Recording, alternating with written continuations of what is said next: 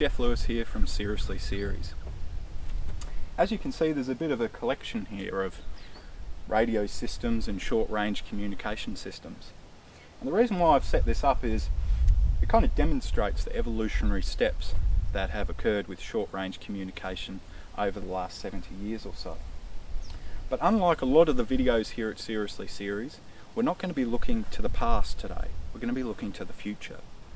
And I'm going to be looking at doing an in-depth review and also showing you how to use the IC450 UHF radio, which is the latest UHF radio from ICOM. Should be an interesting video as always, so stay tuned.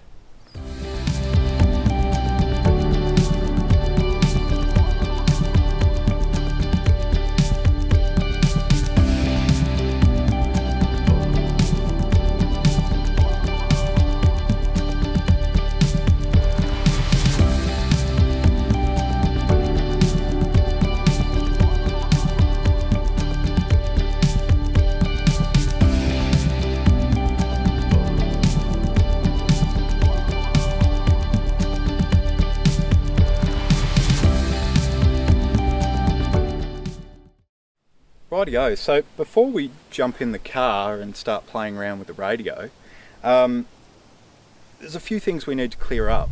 You know, who is ICOM? You know, who is ICOM? Because a lot of people haven't heard of ICOM, and I'm actually quite surprised.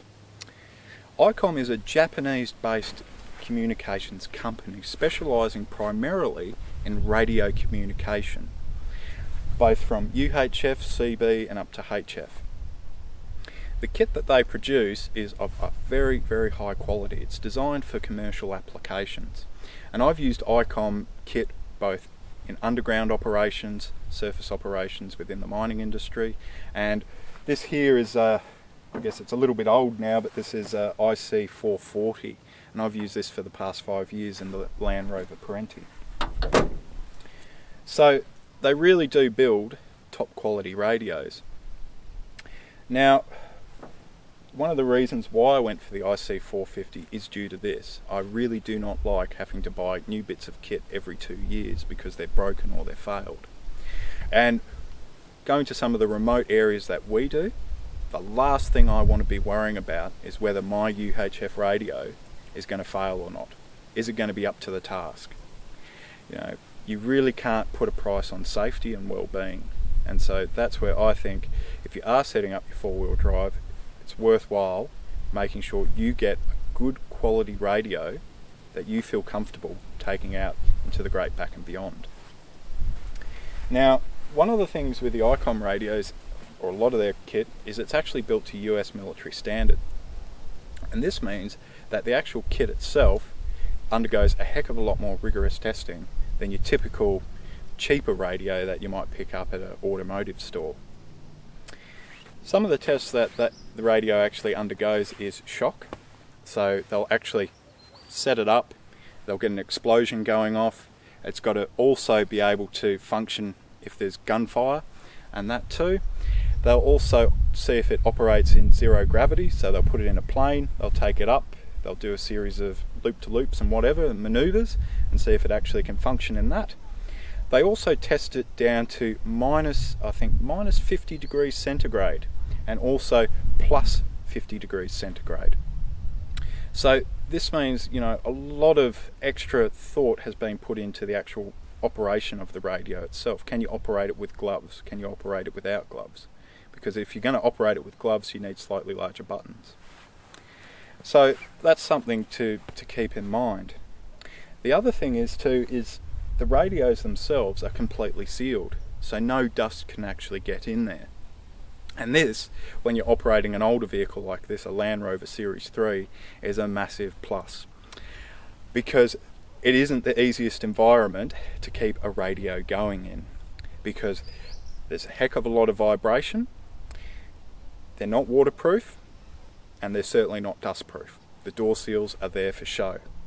And the other thing that I always need in a radio is a really, really good speaker, because it gets quite noisy in here, as you can appreciate. So you need to use a different voice, your Land Rover voice, which is 3 times louder than your normal voice. But anyway, that's really why I'm a big fan of the IC450. But that's enough about that. Let's get inside, and more importantly, let's see how to operate this radio. So if you go and pick up one, you'll know exactly what to do, what to look for, and a heck of a lot more. Okay, so we're inside the Series 3 Land Rover here, and I've basically got my radios set up here. We've got the IC F8101 HF radio, which I'll cover in a later video, and then right next door we've got its little brother, the IC450. Now, one of the things I really like about this, and I first experienced this with the IC440, is actually all the controls are actually on the handle itself. And this actually makes it really easy to use. So it actually makes it really easy to use. Now, before I forget, the radio itself is a 5-watt radio. Now, it's got 80 channels on the actual radio itself, which most UHF radios nowadays do. And you've then got the ability for 35 extra channels on top of that, which can be programmed into the radio. Now, many of you are thinking, well, why would I need an extra 35 channels? Well, think of it in regards to this. If you're part of a 4-wheel drive club and you're heading out on a very well-known track, then, and everyone's using channel 40 or all the channels are busy, then it really makes it a lot easier if you've got a little secret channel for your club. You're not going to get people interfering and all the rest, and you're going to keep those lines of communication open and uninterrupted. So really handy piece of kit there. You've also got the ability of switching the wattage down on the actual radio itself. So you can go from 5 watts down to 1 watt. Now, what's the advantage of that? Well, once again, if there's a lot of traffic on the air, and let's say you're trying to winch yourself through a creek bed or some obstacle, you don't want that interference, because that's just going to make your job communicating to the spotter or the person trying to guide you through even harder. So what you can do is you can switch it down to 1 watt, and that cuts out all that extra traffic. So that's another really handy bit of kit, which would be one of those features that once you started using it, I think you really start to appreciate how handy that actually is. The other advantage with this radio is that it can be used on both a 12-volt circuit and obviously a 24-volt circuit. So this makes it really useful in a commercial application, particularly in my Land Rover Parenti, which has a 24-volt system but also has a 12-volt system. It means I can run it off the 24-volt auxiliary batteries in it, and it means you can also use it in a truck too. One of the other key features that this radio actually has is it can record messages. Sounds bizarre. Why would you want to record messages? And why would you want to record 10 5-minute messages on your radio? Well, this got me a little bit stumped, but I've actually used it quite a lot, and it's actually really effective. Now, if you've been out in the bush and you've on a 3-month trip, 3-week trip, whatever it may be, a long trip of some kind, you're tired, you're fatigued, and people are trying to give you directions, you're going to need them to repeat that a number of times. And if they've already shot off down the track, and they're out of range, then how are you going to know where to go? So if you record that conversation on here, just 5 minutes or so, that's a long time, you can record everything you need to know. And in an emergency situation, this is where it really comes into its own. We all act differently and behave differently under stress. Some of us handle it better than others, and I don't think anyone's a pro when it comes to it. But in an emergency situation, if someone's injured and you're trying to convey a message via UHF and you're getting instructions on how to actually take care of that person to ensure that, if they're critically injured, how to make them comfortable, how to get them ready to be medevaced out of that area, that's where it is really important to record those instructions, because when you're stressed, the adrenaline's running through you, you tend to rush, you make mistakes, and that's when lives can get lost. So that's another really handy piece of kit in the radio itself. One of the other useful things with the radio is the LCD screen. Now, I've used a lot of cheap UHF radios in my time, and obviously CB radios too, And the cheap radios, particularly out here in Western Australia, where we'll get at least a few weeks of plus 40, plus 50 degrees centigrade, the LCD crystals actually in the screen will actually rupture.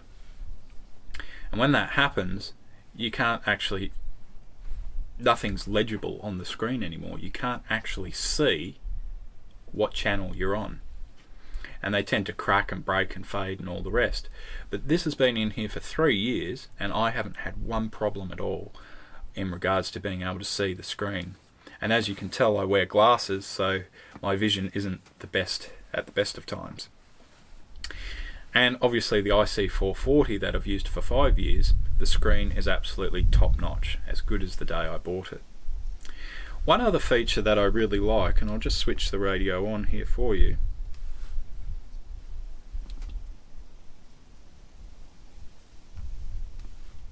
CB12, is that when I change the channel, CB13, it tells me what channel, CB14, CB12, tells me what channel I'm actually on. Now, that can actually be really annoying, and you can actually disable that. But once again, being in a noisy car, and if I'm driving along and I'm trying to keep this car on this track and I'm bouncing around and all the rest, the last thing I want to do is take 5 to 3 seconds to pick up a radio and go, oh, I'm actually on channel 12. I don't need that. What I need to do is be able to pick up the radio, hit the button, make the call, make the decision, and get on with it. So that is actually, as annoying as it sounds, CB11, is actually a really, really handy feature in the radio itself. And I've actually never come across another radio that actually has that feature in it. So anyway, let's have a closer look, and I'll show you actually how to operate the radio itself, because that's really what it's all about. CB11, So we've switched on the radio. It tells us what channel we're on, which is actually quite handy, because I have had issues in the past where I've forgot. So it's just another handy reminder. So I actually quite like the feature, as I've said already. Now, we've got menu, we've got scan, we've got something that looks like an old cassette down here, and that's actually for voice recording. As I mentioned earlier, you can record 5-10-minute 10 5-minute messages. We've got volume and we've got clear, and then obviously we've got the standard keypad here that we can sort of navigate around the menus. So all I have to do to scan is I just hit scan, and that'll scan all 80 channels. Now, one of the fantastic things about the scan options in this radio is you've got the ability to select actually different channels. So you can actually set up a group of channels, let's say, that you're using primarily, let's say channel 1 to 10, and it will only scan channels 1 to 10. So this is probably more useful if you're using those other 35 channels which I was talking about that you can program into the radio itself. So that's actually a really handy feature there. So to get scan off, we obviously just hit it again, and then we go back to channel 11.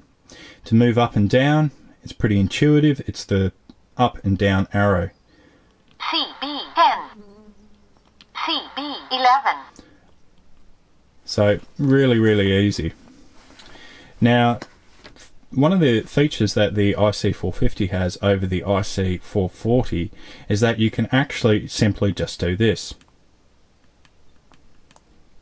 You can adjust the volume without having to hit a button to change the mode on the radio to then change the actual volume. So that's probably one of the big key features that it has, certainly for me, over the IC440.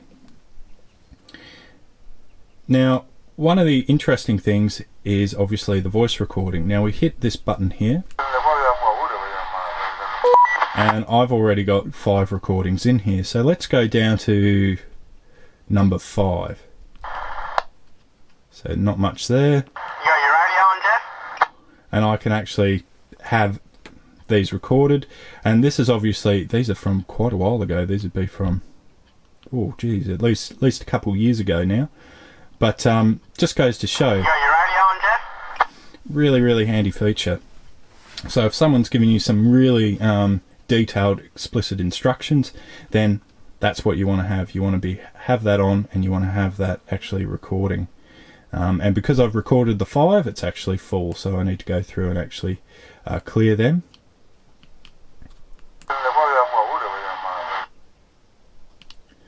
And I can just go menu. I can go cell call. Oh yeah, we'll do that now.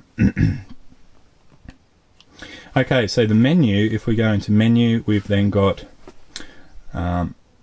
volume, we've then got cell call, pretty standard for all UHF radios. Great thing about it, you've got transmit, you've got your history in here too, which is really handy.